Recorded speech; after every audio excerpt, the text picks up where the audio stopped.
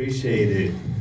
My name is Johnny Park. I play the role of Cash in this movie, also known as Dumbfoundead. And I got the special guest here, the director, the executive producer, and the lead actor of K-Pops. Make some noise for Anderson Paak, y'all.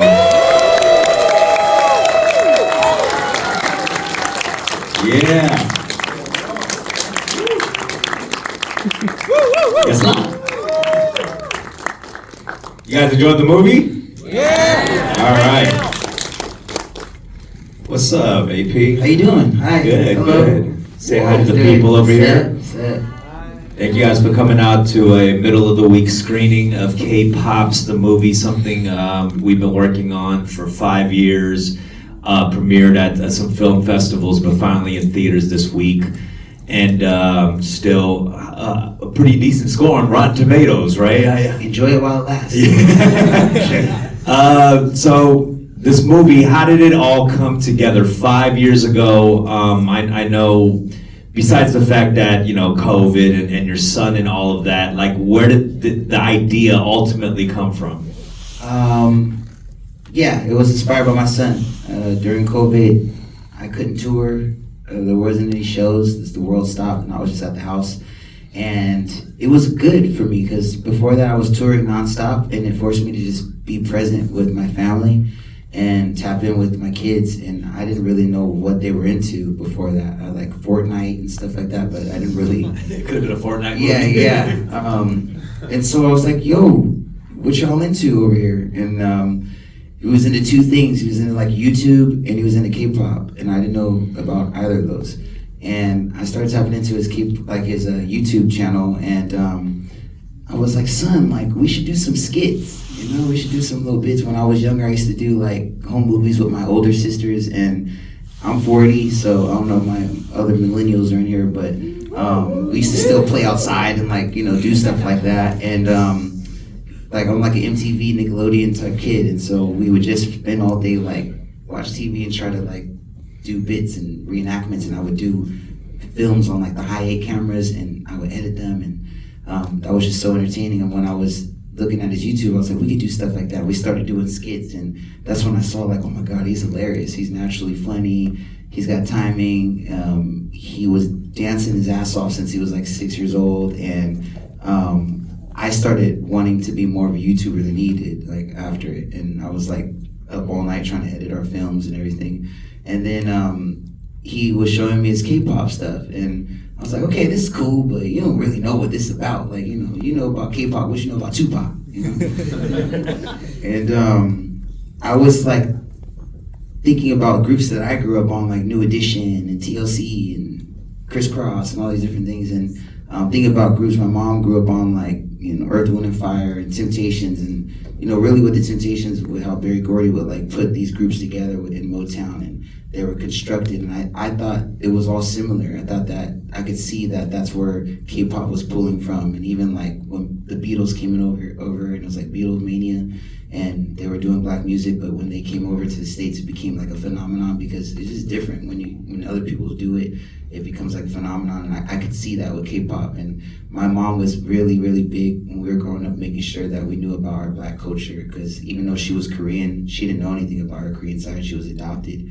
and we grew up in a very small town that didn't have a lot of black people, so I think she was really like, I don't want you guys having these kind of like identity crisis and all these different things. So she would take us out and, you know, take us to concerts and take us to different places in Los Angeles and expose us to a lot of different festivals and everything, so that we can be, you know, aware of our culture. And I knew I was getting old because I was doing the same thing with my son. Like everything he would bring up, I'd be like, okay, you know about BTS, what you know about BET? You know, you need to know about all this stuff, and they sampled that and this and that. And I'm like, oh wow, I'm becoming like old. And so it was like, okay.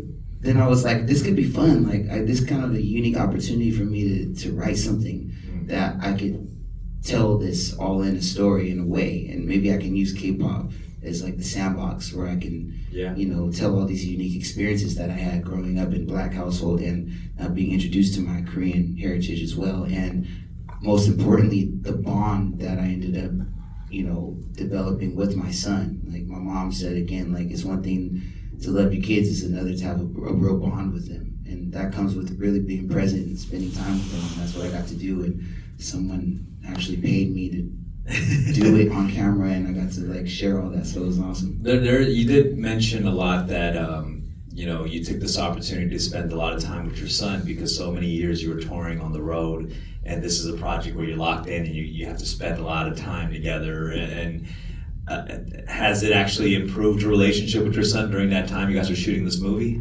Well, he's a teenager now, so he didn't want nothing to do with me. But we're really close. That's my dog. I got two sons. My little one is 8 years old, but me and my sons, those are my everything. And when we were on the set, I realized like, wow, I don't know when I'm gonna get this time again. When he was like 11 years old when we were shooting the film, and he was about 8 years old when I was coming up with the concept and trying to get the script done. And movies take forever, and we were dealing with a bunch of stuff. But when we were on set, I was just like, wow, I gotta really cherish this time where I'll be with him on set 6 a.m. and we're getting to just like improv and both learning how to make a movie, learning about the language of film, and because now he's going to school, he's going to high school, wants to hang with his friends. Yeah. But those times I get to hang with them, man, I know that these were special. It was really special for both of us. And afterwards, like I was really surprised to see, like, after we shot, I mean, it took a while, and I didn't know how he was going to be. It was the last day of shooting, and when we said like, all right, that's a wrap on Soul, like, he started crying, and he was just like, wow, man. I could see like he worked so hard, and he saw like, wow, I completed something really big, and I met so many new friends, and it was just like, well, I didn't even expect that reaction from him. And I was like, dang, son, so how do you feel? You got the acting bug? You think you want to do it again? And he was like, absolutely not. But I'm glad you have fun, Dad. And I think that So one and done? Yeah, these are core memories for us, and I'm glad we got to do this. And he's like, on second thought, it depends on the script. Yeah, so we'll see what happens. I could see that, because he is a full-grown teenager, is playing rock music on a guitar, and he has to see himself on the screen, be like, "Excuse me, sir," yeah. Just watching this movie, there's clearly, even though it's PG-13, there's like random humor that you grew up on in different types of films. What are some of the films that you were inspired by, where you kind of channeled maybe in some of the comedy in this film? I grew up on films like Friday. One dude out there. One high dude. Yeah, man. Like, I mean, I grew up on a lot of random stuff, man. The Forrest Gump, 5 Heartbeats, Old School, like anything Adam Sandler. School of Rock. School of Rock was huge. I mean, and then like sitcoms like Martin, and just getting a bunch of Nickelodeon stuff, and anything Robin Williams. I grew up on a lot of stuff too that was like probably a little bit too more mature for us. But my mom worked a lot, so it was just like, hey, you all figure it out. And I think it was there's a little bit of everything in there for sure. But it was like the comedy films and like the family films that I grew up, I think that was the best stuff that helped us like cope with like the stuff that I was going through in my reality that might have been traumatic for a lot of people. It was traumatic for me too, but it was like the fun movies, the cartoons, the comedy, the laughter, the love, music, movies that have music in it that really helped me cope, and that it really developed like my personality, I feel like, as well, because that's low key like what raised me was like the TV growing up. I mean, and as a producer myself on this project, there was times we were going through versions of this film and what we really wanted to say with it, and it was a clear decision to kind of stick with like, let's stick to that joy and how we're brought together through music. Can you talk a little bit about like kind of the different versions you went through until you got to this place with this film? Again, it was a lot of the foundation of the film was through music and trying to tell a story and how we can unite and show the things that we have in common, and not necessarily just focus on the like trauma-based stuff that we grew up on. Like, I grew up like watching like you know, like in class when they were like, okay, we're gonna learn about slavery, and then we watched like people get beat up or like whipped for like 2 hours straight, and then everyone's looking at me in class like, for real? That was you? And I was like, dang, you know, every like movie, everything that we grew up with, like Boys in the Hood, everything was like very, and I love all those films too, but I think when it was important for me to make a film that could shed a light on all these different teaching moments and tell a story, but also was important for me to make sure that you saw Black families on the screen, and you saw Asians on the screen, and it didn't have anything to do with like no one dies, anything like that. Like the only other movie that I know is probably Rush Hour, where there's Blacks and Asians and there's no fighting in this. I know there's no. So it was tough to try to like explain what we were trying to do because it hasn't really been done before. And so I got my ass kicked on, you know, directing this. Like it was tough trying to just learn everything on the spot and also do the music and write and act. And then I gotta be a dad. But the blueprint was always like, all right, let the, you know, the music and the story and the bonding. And it was kind of led by that. Even in the beginning of the film with me playing in the club with my band, that's really what we used to do. And going from there to taking it to where I was introduced to K-pop and begrudgingly didn't even really want to know about it. That was really what happened with my son, and then learning, going over there, those experiences that I had in Korea were kind of based around the first 6 times I really went to Korea with my family and learning the whole culture, and you know, having the moment with like Earth, Wind and Fire was really huge. That was probably one of the first concerts I ever went to, where my mom took me to go see Earth, Wind and Fire at Caesar's Palace in Vegas, and we knew all the songs because my mom, that was what my mom played, and so we were like 10 years old, like singing all the songs. And like Philip Bailey's like, how do y'all know this? And then he just like brought us up on stage, and I was like, whoa. And then I wanted to put that in the movie as well, and you know, have all these different things, like be a part of it, and show like these were also the, you know, first big boy bands as well. Yeah. And so I think that, you know, you find that there's a lot more we have in common for sure. Yeah, and with the cameos, it was like you really went back to find a real legacy artist to be a part of the the cameos. It wasn't just like the hottest rapper out or whatever, you know what I mean? You know, K-pop in general as a genre, something you weren't really familiar with, and it was like throughout the movie, your son's like teaching you about the genre, and we learned a lot in general about K-pop too as we were shooting it. Like, what are some things that like you learned and found similarities and differences and surprising or not about it?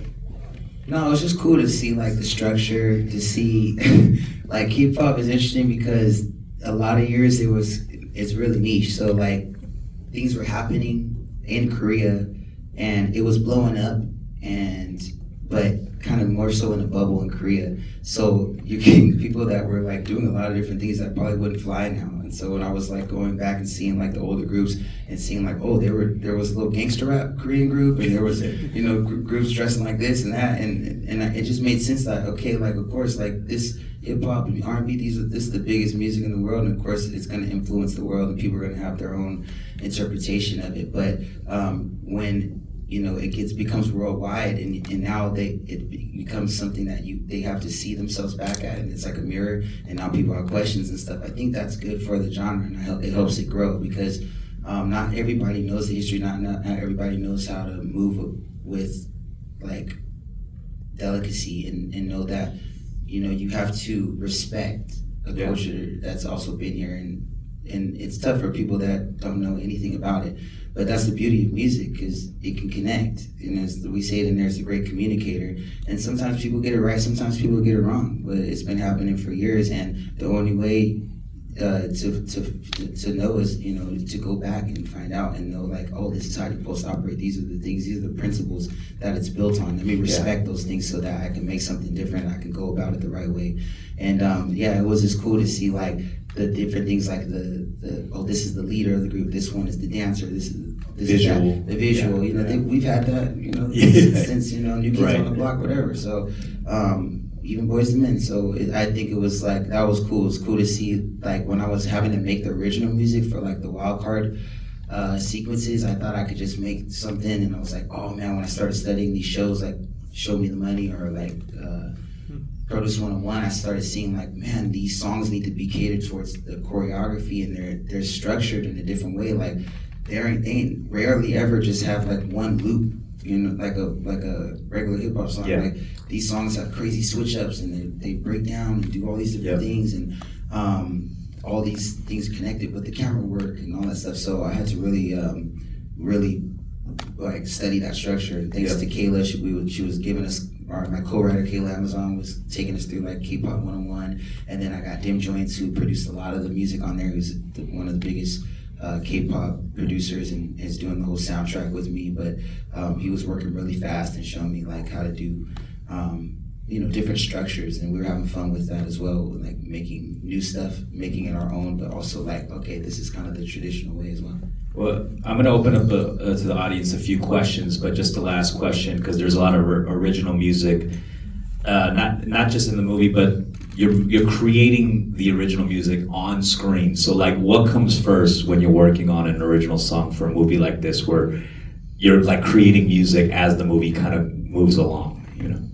I mean, I never did. Man, it was tough. Yeah. That was one of the toughest things, because I was doing everything at once, and there was times I wanted to get the script right, but I had to, talk to wardrobe about, well, what are the 30 dancers going to be? What's the material? What's the color of this? But also, like, what are they going to dance to? And I was trying to make the music in time for them to shoot. And, I learned a lot, man. Like, it's tough. And it's also, I learned that, there's parts where we're doing dialogue and I'm playing drums and all that stuff. And I thought, like, I could just play and, like, people could hear it and it would be all fine. But they're like, no, if you talk and there's bleed and we have to do all this. So it was, like, so many tricks that I had to learn about in order to really make these moments happen on screen that seem easy to make when I'm in a studio or in a live situation. It's really tough to get it through on the big screen. But certain songs like The Last, that is probably one of the first big musical moments that happens in the animation part and tells the story of me and Yeji. I had been working on that song for years, and was like, when we were coming up with the script, I thought that could be really beautiful for the movie. So there are like a handful of songs that are in the movie that I've been working on just in general for whether it was my project or something, but just songs that I felt were special, that I was like, oh yeah, this could be for the movie. And I kind of just kept developing them. And then songs like Wild Card, the songs, the original stuff, I was coming up with as I was studying the kind of, the principles of K-pop and stuff, and also getting to know our actors. And then also my son went from loving K-pop to loving Slipknot by the time we shot. He was like, I don't care no more. I was like, okay, we're gonna figure this out, son. We got contractual obligations. Sequel, K-metal. Yeah. So I had to like pivot and get stuff that he was comfortable doing. And by the time we shot, he was, how when kids get older, they want to be cooler and stuff. So it was tough, but we made it happen. Yeah, we'll just do one or two questions. Okay, up there. Me? Yep. I wanted to know how much of your wardrobe in the film was thanks to the costume department, and how much was just you showing up. Yeah, my outfits was all actually from my closet. Yeah, we ran out of money, so it was like, shout out to Val, my wardrobe head, who she was making custom stuff for all like the kid, like the uniforms for the Wild Card kids and everything you see. A lot of that stuff was pulled. All the Diamonds outfits were all her custom designs. But when it came to me, they were like, we ain't got no money, so you already got a cool closet. She came to my house one day and like, I just went through my whole closet and put together every outfit for me just based off my closet. Shout out to Crystal, who was doing a lot of my styling back then. So yeah, that was all your boy. Even down to like my suit that I was wearing for like the Wild Card suit. That was like an old Gucci suit. Cause I was like, I want to look kind of like Reservoir Dog, but like also Men in Black. Right here in the front. Hey, did you catch the filmmaking bug? I did. If I ever get to work in this town again, I would love to do another film. Like I said, I got my ass kicked, but I can't wait to do another one. I think if we don't make our own stories, no one else will. And yeah, facts. I just it was a lot of work, but I'm really proud of what we did, and I hope it opens up the gates for more movies. I hope I get to do some more for sure. Right there. What has been a moment where you've had to really trust your gut during the filming of this film? Ooh, man, like right before we shot, he knows I thought I was in over my head. Like it got real, and there was a lot of stop and goes. We had the strike happen. I joined a group with Bruno Mars, and then that happened. Shout out to Bruno. And my son was getting older, and they're talking about, okay, you gotta be here at 6 a.m. and we got a page turn and the script is due this time. And like, I started realizing like how big of a deal this was. And it went from me like doing these YouTubes to now I have like 150 people that were like, so what we doing? And like, I was shitting bricks. Like, I was like, I don't know if I can do this. I don't know if I can handle this. And like right before we shot, I was like, all right, maybe like I'm gonna ask my son if he wants to do it. If he doesn't want to do it, then that's a good out, you know? And I was like, son, do you want to do this anymore? And he was like, what the hell, I better do this.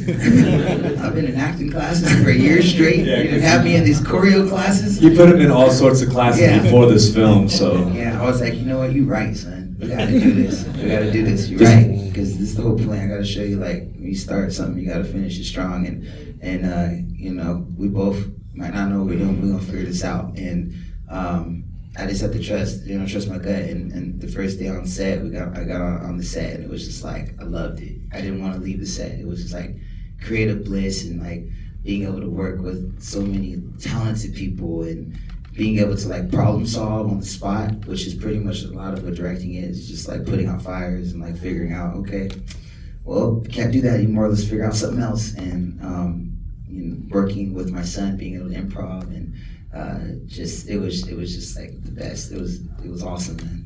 We'll do one last question right here. Yeah, over there. Yep. Well, actually, it's not a question. Can we take a photo? Absolutely. Yeah, we'll take photos afterwards. But yeah, okay, we can wrap it up here. Anderson Paak, y'all, make some noise. K-Pops.